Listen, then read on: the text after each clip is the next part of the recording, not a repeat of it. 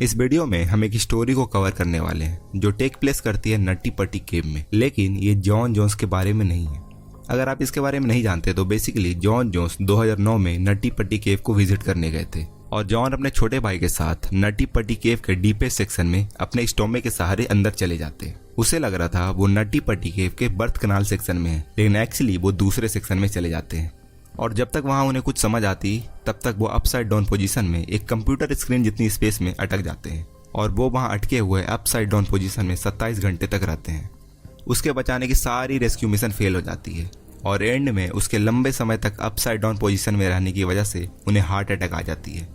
उसके dead bodies को केव से बाहर निकालनी भी इम्पॉसिबल थी, इसलिए उनके बॉडीज को वहीं रहने दिया जाता है और उस केव को सील कर दी जाती है हमेशा के लिए। और उसके बाद उस केव में आज तक कोई नहीं गया है।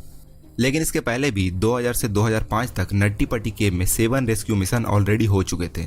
कोई इसमें 12 घंटों तक रेस्क्यू मिशन चला था, कोई 10 घंटों तक, तो कोई 8 घंटों तक। लेकिन ये जॉन था जिसके मरने के बाद ये केव को हमेशा के लिए सील कर दी जाती है। जॉन जोन्स के मरने से 10 साल पहले 17 साल के बच्चे की वजह से ऑलमोस्ट नट्टी पट्टी केव सील होने वाली थी और इसकी एक्सीडेंट भी काफी सिमिलर थी जॉन से।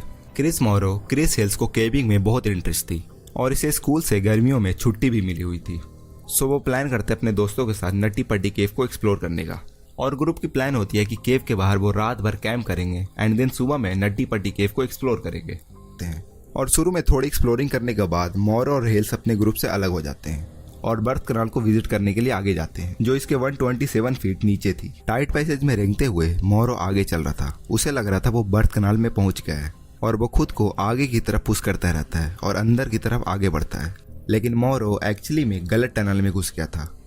वो स्लोप में अपने सर को आगे करके अपने स्टोमक के सहारे डाउनवर्ड डायरेक्शन में जा रहा था और आगे जाते हुए पैसेज और भी स्क्वीज होते जा रही थी और छोटे होते जा रही थी और फाइनली वो एक ऐसे पोजीशन में जाकर अटकता है जहां इसका हिलना भी मुश्किल था। पत्थरों ने इसे पूरी तरह से जकड़ लिया था। और जब मोरो अपनी गलती रियलाइज करता है और जब वो अपने हेडलैम्प से आगे देखता है तो इसे कुछ नहीं दिखती। आगे सिर्फ पत्थर थी, आगे पैसेज की एंडिंग थी। हेल्स इसके पीछे था तो मोरो हेल्स को बताता है कि आगे मत आओ, यहाँ कोई रास्ता नहीं है और पीछे मुड़ जाओ। लेकिन हेल्स के साथ भी एक प्रॉब्लम थी। हेल्स पैसेज में रेंगने की कोशिश कर रहा था और उसने अपने घुटनों को अपने चेस्ट के पास लाकर खुद को एक बॉल के शेप में अटका लिया था।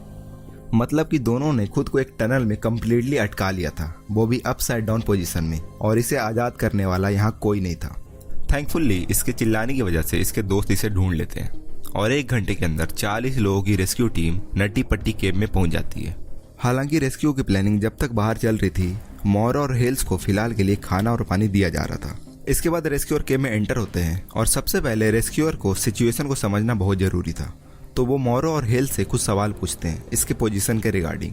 कई घंटों की मेहनत के बाद रेस्क्यू में कुछ प्रोग्रेस तो नजर आती है बट स्टिल रेस्क्यू अनसक्सेसफुल रहती है।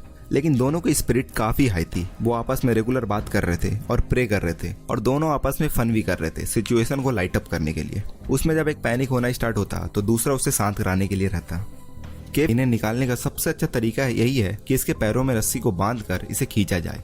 और रेस्क्यू टीम केव में सबसे पहले हेल्स के घुटनों को बांधते हैं और जब रेस्क्यूअर खींचना शुरू करते हैं तो हेल्स खुद को विगल करके पत्थरों से आजाद होने की कोशिश करता है। रात 10:30 बजे 12 घंटे तक अटके हुए रहने के बाद हेल्स फाइनली आजाद हो जाता है।